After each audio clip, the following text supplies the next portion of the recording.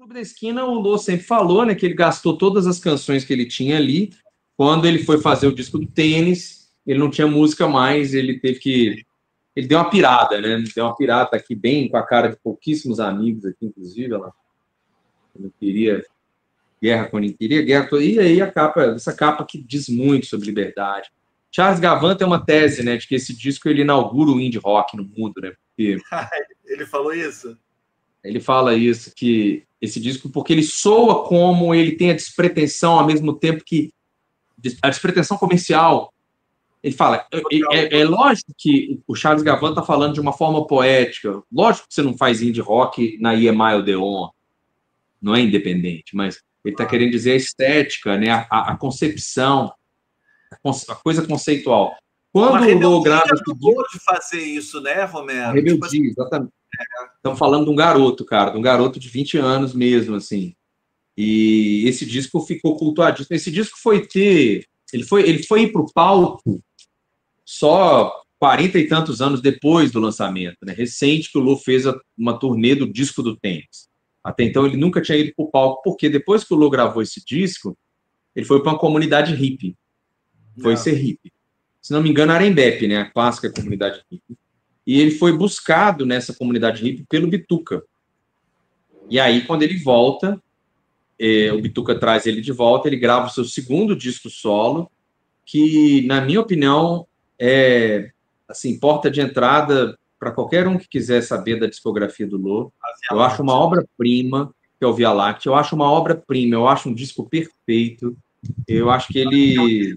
Acho que é o disco dele que eu mais ouvi na minha vida. Eu adoro essa capa, o encarte. Isso é muito... Eu tenho o CD todo, né?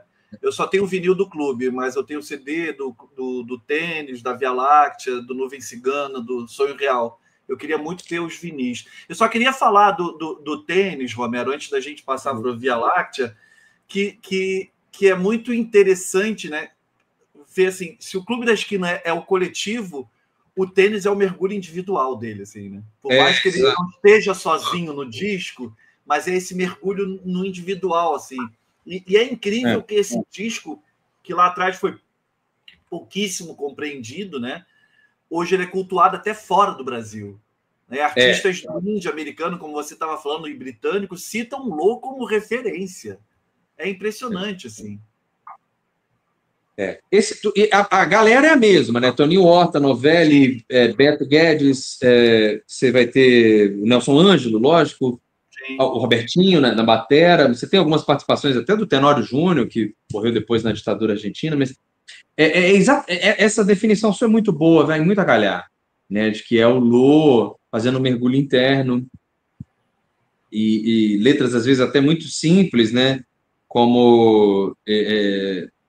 sonhei que nunca existia, assim, bem simples mesmo, assim, até meio, às vezes... Depois da live, se eu ouvir Não Se Apaga Essa Noite, eu vou me debulhar chorando.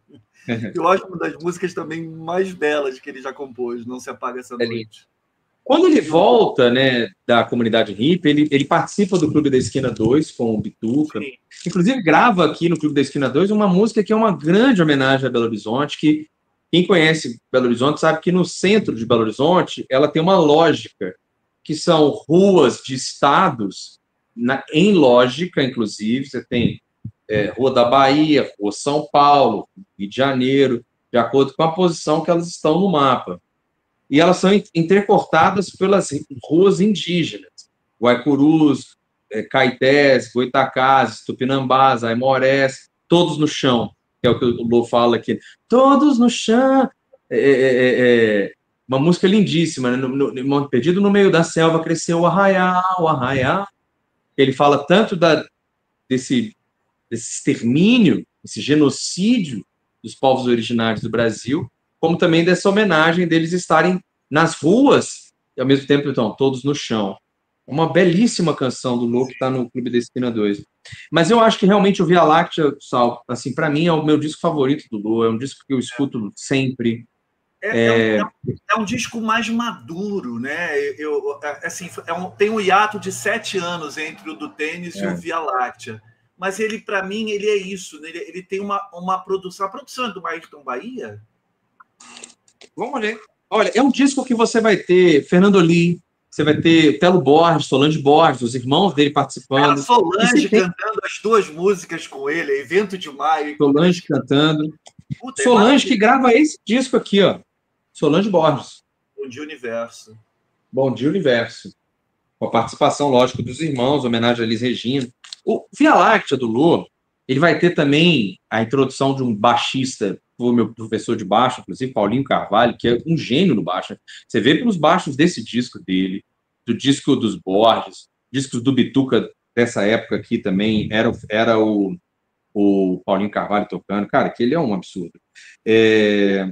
O Via Láctea tem essa coisa que eu estava falando, né, de me parecer um disco mais maduro. Ele tem uma produção que reflete muito ali o fim dos anos 70, ali, aquela sonoridade ali, que me agrada demais.